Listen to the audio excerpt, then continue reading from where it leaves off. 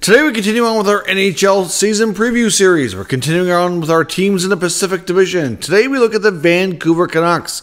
The Canucks were a very interesting team last year, took a major step forward. Can they build upon that and take it even further? We'll discuss what their expectations are and look at how the team has changed coming up next. So welcome back to another video here at Top Shelf Hockey. As I mentioned, today we're doing our season preview for the Vancouver Canucks. Of course, the Pacific Division I think is going to be very interesting. We saw some major shifts last year in the strongest teams. The Canucks were one of those teams that took a major step forward.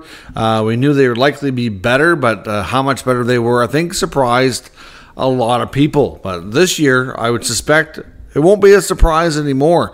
This team also went through a decent amount of change like a lot of teams do over the course of the offseason, and this team is going to look a little bit different, and they certainly want to build upon what they had last year. So in case you're new to this series, we're essentially going to recap a bit of last year, take a look at some key numbers and stats, take a look at their top scores, cap space, additions, subtractions, projected roster, and we'll discuss my thoughts on how this season is going to go for the Canucks. So let's start by recapping the 23-24 campaign. First up, they had a record of 50 wins, 23 losses, and 9 overtime losses, 109 points, first place in the division.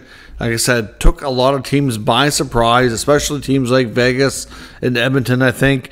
They certainly, like I said, had a really, really good regular season. They scored 279 goals while allowing 223, both top 10 results. The 7th best in goals for, 5th best in goals against. Clearly, Rick Tocchet did a lot of good work in his first full campaign as Canucks bench boss and made a lot of adjustments to how they played, the style of play, and they really responded quite well. The power play was very strong as well, 22.7, 11th best in the NHL. PK was slightly below average, but just basically having around that league average mark of 79.1% for 17th best overall. Taking a look at their top scorers, they really had some people have some big seasons for them, including JT Miller, who crossed the 100-point plateau for the first time in his career, 103 points. Phenomenal year from JT. Quinn Hughes, as a defenseman, put up 92 points as well. I mean, absolutely phenomenal. This guy continues to grow and get better all the time. Quinn Hughes is definitely going to be in the Norris conversation for many years to come. Elias Pettersson had 89 points. Didn't have a great second half or a great playoff. He certainly tailed off, but it goes to show you what kind of year he could have had he been able to keep things going and been more consistent with his results there. But he didn't look right in the second half of the year. So we'll see how he comes out this year. Brock Boeser was 4th on the team, had a breakthrough season, 40-goal campaign, 73 points, was really good in the playoffs as well until his season kind of came to an abrupt end after encountering issues with blood clots. Now, we believe, as far as we know, that he's okay and has been dealt with over the course of the offseason and should be all right for this year. Filip Hronek was 5th in team scoring. First-year Canuck right shot defenseman, 48 points. Big drop off there after the top 4 point getters. Looking at their playoff history and streaks, of course, the 3 years before last year, they were not in the playoffs, so they were trying to break that streak of 3 consecutive years, going for 4, and they did that. They made the playoffs, of course, first place in the division, lost in round 2 to the Edmonton Oilers, and that was a very close, tight, hard-fought series. They came really close to beating the Edmonton Oilers and almost went on to round 3.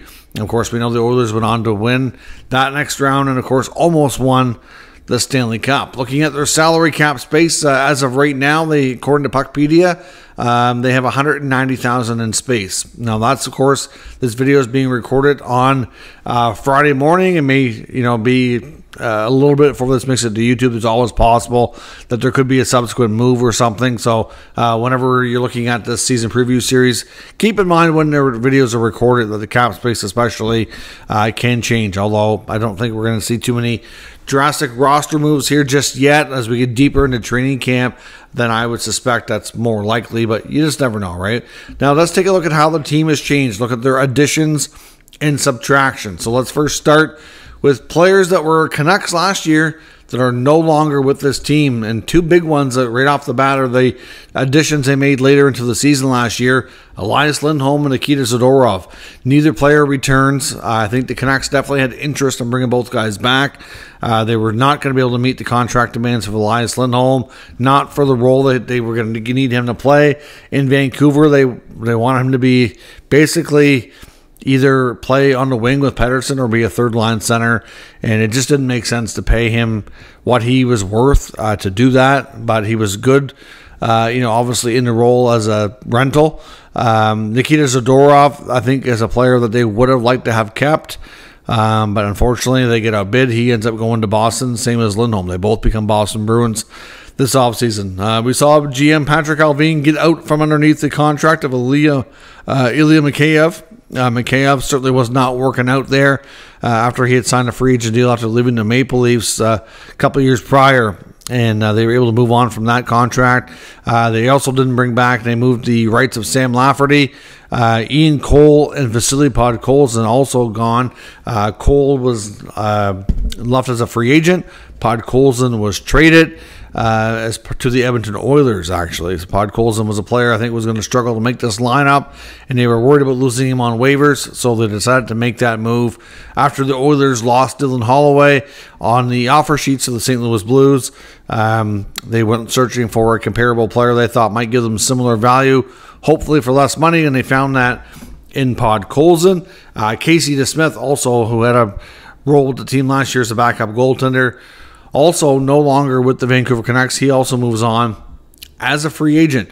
So going into the new players, the additions to this team for the upcoming 24-25 campaign, and they certainly made some big swings in free agency. They got a few guys here on some bargain deals and some on some more lucrative ones. Starting with Jake DeBrusk. DeBrusk comes over from the Boston Bruins. Of course, we've seen a lot of shifting of players between these two clubs, even though there wasn't any trades. Lindholm and Zadorov become Bruins, and of course DeBrusk and former Bruin Danton Heinen both become Canucks.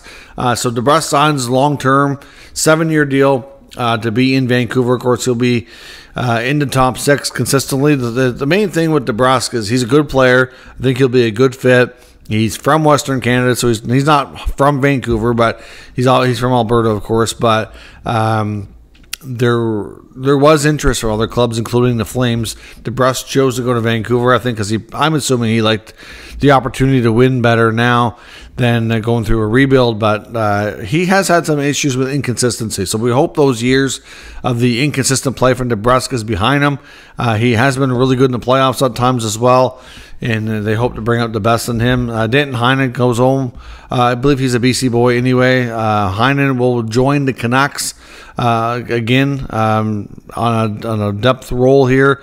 Obviously, Heinen and guys like Daniel Sprong also brought on the team.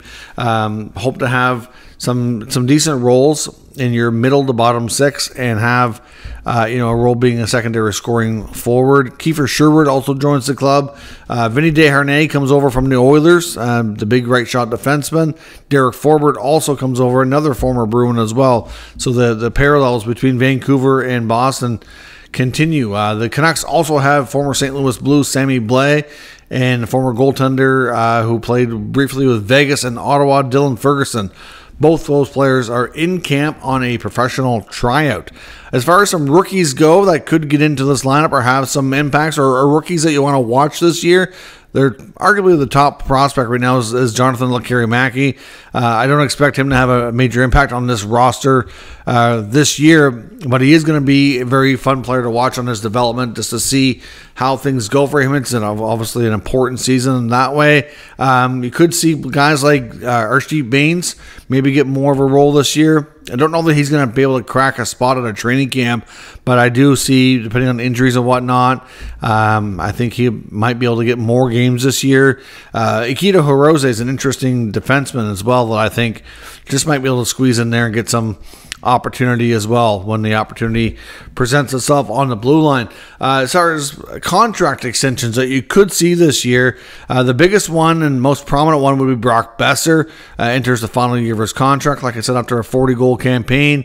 At one point, that contract was something that they tried to trade and they could not do it because it was overvalued, and he was, his value was low and just wasn't working out. There was a point where he wanted out as well. I think that's completely changed now. I think Boeser would probably love to extend and stay in Vancouver, but again, money will obviously dictate how they get this done. It's not going to be easy because they do have a lot of commitments cap-wise to a lot of other players, so they got to see if they can get that figured out. But he'll definitely be the most prominent player on a contract extension that you may see done throughout the year. Pius Suter, Daniel Sprong, Di Giuseppe, Forbert, Juleson, and on the RFA side, Nils Hoglander are the other players that are on expiring deals that could extend. Anybody who's on a one-year deal, of course, can't extend until January 1st. So obviously that would include like Sprong, Forbert, etc. So so really I would see maybe Hoglander extends, maybe Boeser. The rest maybe are waiting until later, until the offseason. Hard to say. But besides the Brock Boeser one, that's the main contract negotiation that we want to pay attention to throughout the campaign, if it's going to happen or if they're going to put it off until the end of the year or what have you. Looking at their projected roster, between the pipes, you got Thatcher Demko and Artur Shilovs. Of course, Shilovs had a strong playoff performance after injuries to Demko and to Smith. Demko's health is going to be monumental for this team this year as well. He is dealing with a odd type of knee injury that is difficult to explain. Apparently it is muscle related, and it is a very unique injury that apparently they haven't really seen before, and apparently some doctors have described it as like a once in a career type of injury. He seems confident right now that he's going to be able to work through it and still play at a high level and get into a lot of games. I hope for his sake that he's able to stay healthy and play through that, because he's a massive part of this team. And if his season gets derailed because of that injury, that could have a major impact. But those will be your goalies. For right now, there is talk of them maybe bringing in another more experienced third goaltender. But as of right now, that's where things stand. Dylan Ferguson is a possibility, but we'll see.